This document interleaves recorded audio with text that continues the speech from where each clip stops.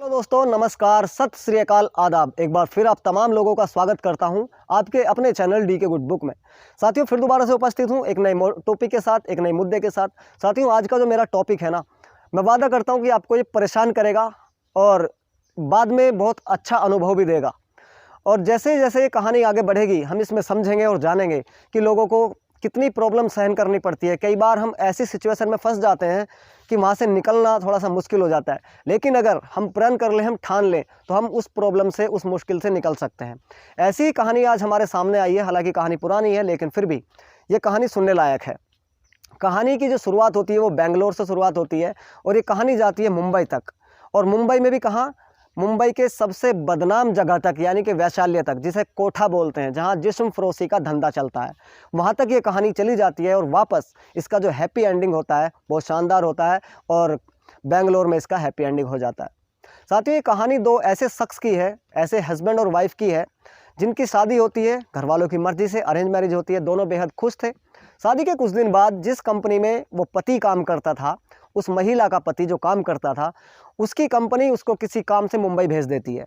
मुंबई जाता है, अपनी कंपनी का काम करता है, काम टाइम से निपट जाता है। उसके बाद 2 से 3 दिन उसको और वहीं रहना था, तो उसने सोचा कि क्यों ना अपनी नई नवेली दुल्हन को मुंबई दिखाया जाए, मुंबई घुमाया जाए। तो वो घर फ़ोन करता है बेंगलोर और कहता है कि आप मुंबई आ जाओ, मैं यहाँ पे आपको घुमाना चाहता हूँ, दोनों साथ में घूमेंगे, एंजॉय करेंगे, तो आप आ जाओ। उसका रिजर्वेशन कराता है, टिकट कराता है।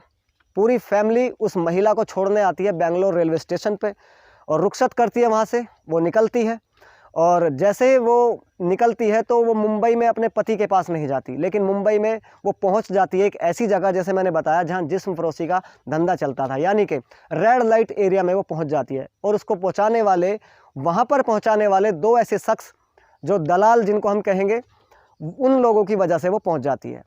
इस कहानी में हम ये भी सीखेंगे कि जब हम सफ़र कर रहे होते हैं, लंबा सफ़र कर रहे होते हैं, तो किसी अनजान व्यक्ति से कोई ज़्यादा फालतू बात ना करें, उनकी दी हुई कुछ चीज़ ना खाएं। ऐसा हमें समय समय पर, कदम कदम पर लोग सिखाते भी रहते हैं।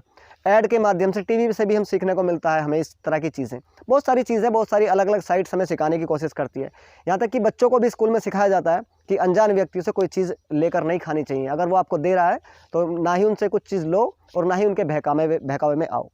तो ये कहानी जो है, यही एक कहानी का पूरा सार है। लेकिन जैसे हम इस कहानी में आगे बढ़ेंगे तो आप लोगों को इसमें बहुत सारे उतार चढ़ाव देखने को मिलेंगे, थोड़ा सा परेशान करेगी और थोड़ी खुशी भी देगी। तो साथियों, आज की कहानी बेंगलोर से शुरू होती है। बेंगलोर में एक लड़का काम करता था जिसका नाम साहिल था, है अभी भी। तो साहिल काम करता था, साहिल की अच्छी नौकरी थी, किसी कंपनी में जॉब करता था। और इसके बाद घर वाले इसकी शादी करा देते हैं तानिया नाम की एक लड़की से। शादी होती है अरेंज मैरिज, घर वालों की मर्जी से। सब बेहद खुश थे, साहिल भी खुश था, तानिया भी खुश थी। पहले एक दूसरे को नहीं जानते थे क्योंकि अरेंज मैरिज थी। तो शादी के बाद वापस अपने काम पे लौट जाता है साहिल। तो साहिल को बेंगलोर की वो जो कंपनी है वो भेज देती है मुंबई, अपने किसी और दूसरे ऑफिस में किसी और काम के लिए। उसी कंपनी के काम से भेज देती है कि आप मुंबई जाओ और ये काम ख़त्म करके आओ। नई नई शादी हुई थी, अब मुंबई के लिए रवाना हो जाता है क्योंकि कंपनी का ऑर्डर था, बॉस का ऑर्डर निभाना पड़ता है। तो मुंबई चला जाता है।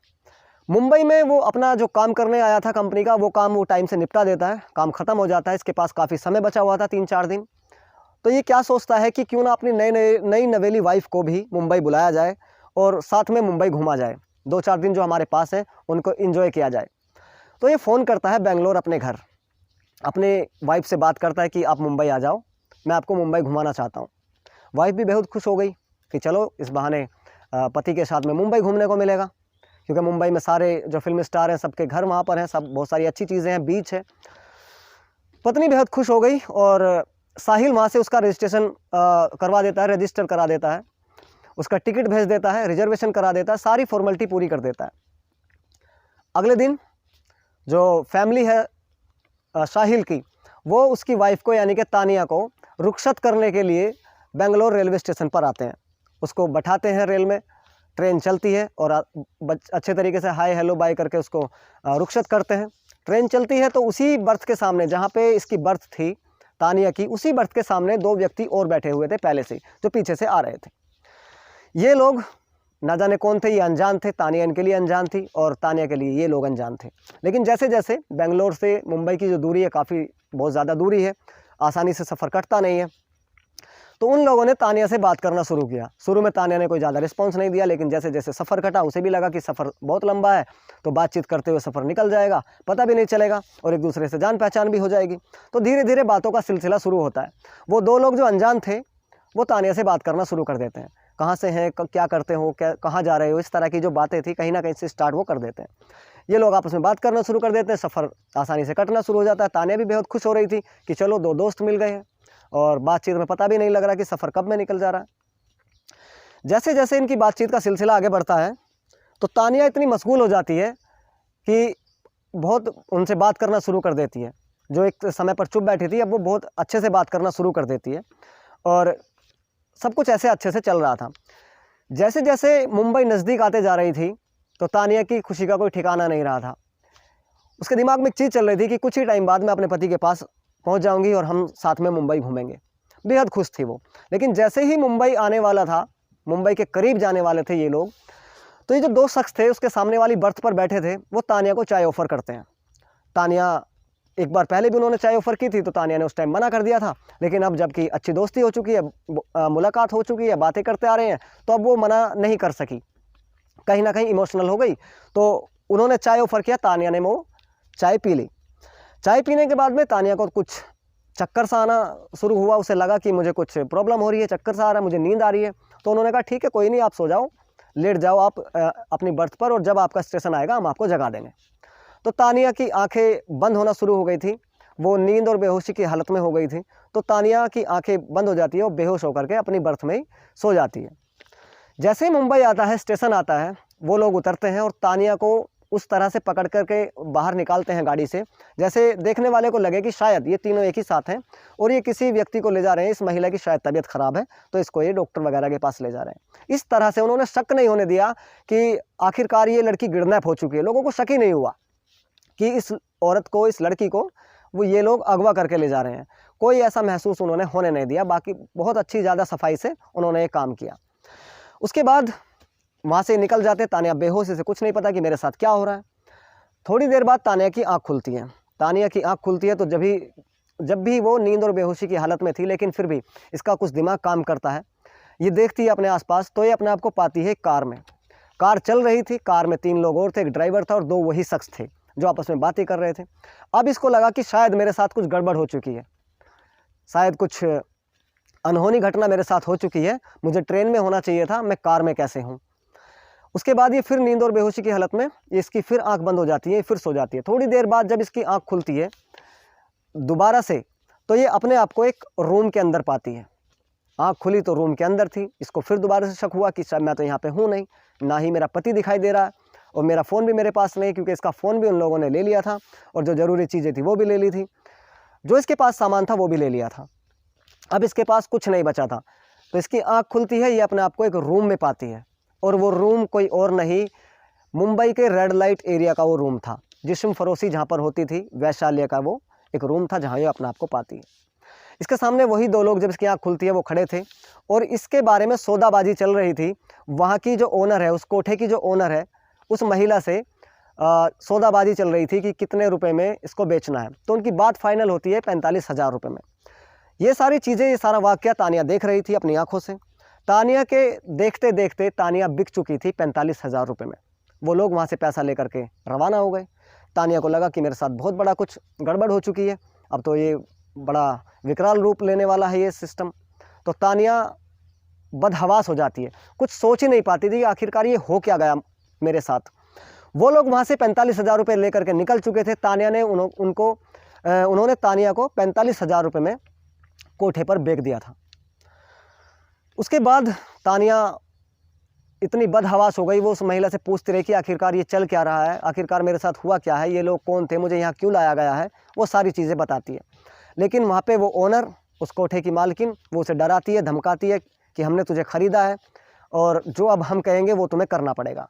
तानिया मना करती है, जिद करती है, विरोध करती है कि नहीं, मैं ऐसा कुछ भी नहीं करूँगी, मेरे पति यहीं मुंबई में रहते हैं, मुझे अपने पति के पास जाना है।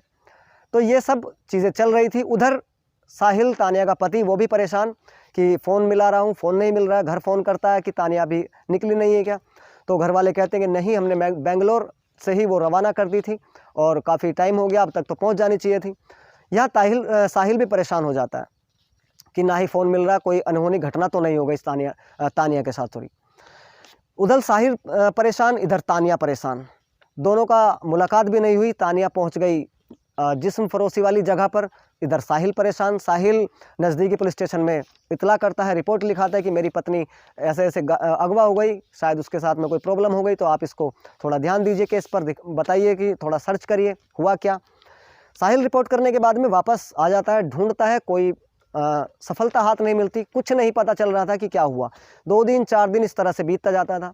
उधर यातनाएं दी जा रही थी उस मालकिन के द्वारा, उन दलालों के द्वारा तानिया को भी। तानिया को मारा पीटा जाता था और वो काम ज़बरदस्ती करवाने के लिए उससे को प्रेरित किया जाता था। तानिया हर बार मना करती रही कि मैं ये काम नहीं करूँगी, और उसको हर यातनाएं दी गई, जैसे खाना ना देना, रूम के अंदर बंद रखना और मारना पीटना, वो सारी चीज़ें वो फेस कर रही थी, वो सहन कर रही थी। बस उसके दिमाग में एक था कि किसी वजह से मैं यहाँ से निकल जाऊँ।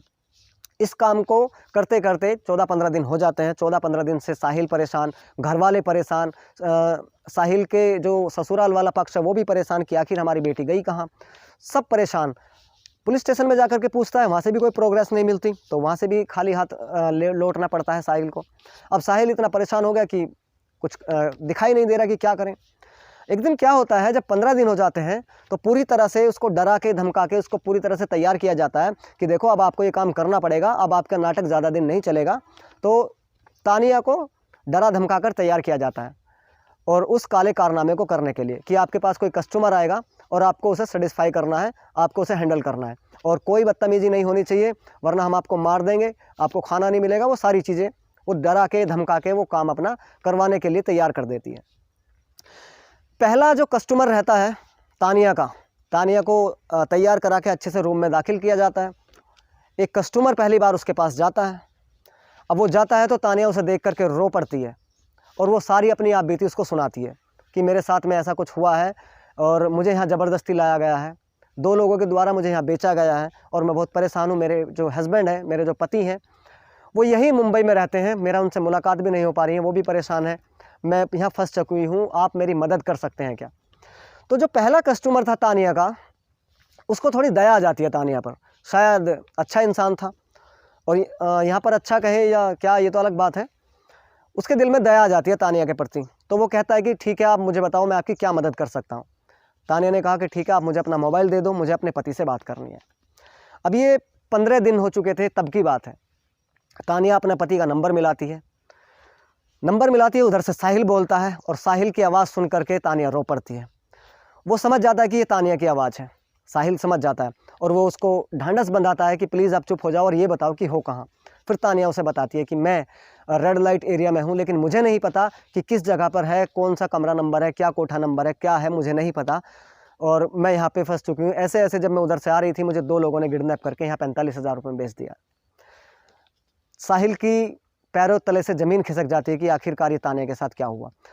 फिर एड्रेस उसको नहीं पता था, लेकिन जो कस्टमर उसके सामने खड़ा था वो अक्सर वहाँ जाता रहता था, तो वो फ़ोन ले करके साहिल को पूरा एड्रेस देता है, साहिल की मदद करता है, और साहिल उसको थैंक यू बोलता है, और वो कहता है कि ठीक है, और वापस बात करता है तानिया से कि आप घबराना मत, और मैं जल्दी आपको वहाँ से निकालने वाला हूँ, मैं जल्दी कुछ करने वाला हूँ। ये बात करके फ़ोन कट जाता है। वो कस्टमर जो था उसकी मदद करता है, वो वापस आ जाता है बिना उसको कुछ किए, उसको टच तक नहीं करता, उसके दिल में दया आ जाती है, तो वापस आ जाता है। सारा एड्रेस वो कस्टमर दे चुका था साहिल को। अब साहिल के दिमाग में चीज़ें आ रही थी कि अगर मैं पुलिस को लेकर के जाऊं, और अगर कोठे वालों को पहले से पता चल गया तो हो सकता है कि तानिया को नुकसान पहुंचा दे, या तानिया को उस जगह से हटा दें, बहुत सारी चीज़ें हो सकती हैं। तो उसने एक दिमाग में एक प्लान बनाया साहिल ने कि क्यों ना मैं खुद कस्टमर बन करके उस कोठे पर जाऊँ और पहले मुलाकात करूँ अपनी वाइफ से। यहाँ पर एक पति खुद कस्टमर बन करके जाता है कोठे पर, जाता है उसी कोठे पर जाता है, और जो वहाँ की मालकिन थी, जो मेन ओनर थी उस कोठे की, उसके सामने वो लड़कियाँ पेश करती है। वो सबको रिजेक्ट करता जाता है, क्योंकि उसकी नज़र ढूंढ रही थी अपनी वाइफ को, तानिया को।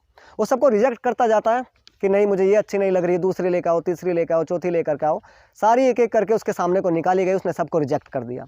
लास्ट में उन्होंने कहा कि एक लड़की और बची है, उसको और देख लो, लास्ट है। तानिया जैसे ही आती है, तानिया को देख करके वो हाँ कर देता है कि हाँ मुझे इसी के साथ जाना है। दोनों कमरे में जाते हैं, दरवाज़ा लॉक कर लेते हैं। शुरू के 5-10 मिनट तो आपस में रोते रहते हैं, एक दूसरे की बाहों में आकर के और एक दूसरे से लिपट करके रोते रहते हैं। इतना भयानक वो मंजर था कि कुछ कहने से ज़्यादा एक दूसरे के आंसू एक दूसरे की बातों को बयां कर रहे थे। दोनों रोते हैं, एक दूसरे को हिम्मत भी देते हैं कि ठीक है, अब मैं आ गया हूँ, मैं यहाँ से निकाल लूँगा आपको, आप टेंशन मत लो। कुछ देर बाद साहिल वहाँ से निकल जाता है और निकलता है, सॉरी मैं यहाँ पे माफ़ी चाहता हूँ, कुछ देर बाद साहिल के दिमाग में एक चीज़ आती है कि क्यों ना मैं यहाँ से ही कांटेक्ट करूँ पुलिस को। तो पुलिस को वो कांटेक्ट करता है, 100 डायल 100 नंबर पे फ़ोन करता है और सारा एड्रेस देता है कि मैं ऐसे ऐसे हूँ, इस कोटा नंबर पे, इस रूम नंबर में हूँ और यहाँ पे मेरी पत्नी है जिसको ज़बरदस्ती रखा गया है, तो आप हमारी मदद करें। पुलिस फ़ौरन हरकत में आती है, फ़ौरन एक्शन लेती है और पहुँच जाती है रेड मारने उसी कोठे पर। पुलिस जब उस कोठे पर जाती है तो हड़कंप मच जाता है और आखिरकार वो दरवाजे का लॉक खोला जाता है कि जिसमें साहिल और तानिया थे। आखिरकार तानिया और साहिल को पुलिस रेस्क्यू करके वहाँ से निकाल लेती है और उनकी ज़िंदगी को बचा लेती है। तानिया की इज़्ज़त लुटते लुटते यहाँ पर बच गई थी। तानिया अच्छी कहें तो यहाँ पे उसका टाइम अच्छा था, कहें तो किस्मत अच्छी थी, वरना वहाँ जा कर के कोई बचता नहीं है। सबका एक ही फंडा होता है, देह व्यापार करना और कराना। यहाँ तानिया की थोड़ी किस्मत अच्छी मान सकते हैं कि वो अपने पति को वापस मिल गई पूरी इज्जत और पूरी आबरू के साथ।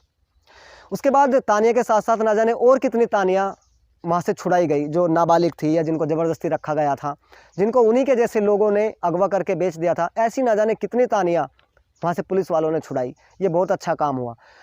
वापस बेंगलोर आते हैं तानिया और साहिल, घर वालों से मिलते हैं और ऊपर वाले का शुक्रिया भी अदा करते हैं, पुलिस वालों का शुक्रिया अदा करते हैं, उस कस्टमर का भी वो शुक्रिया अदा करता है जिसकी वजह से साहिल अपनी वाइफ तक पहुँच पाया।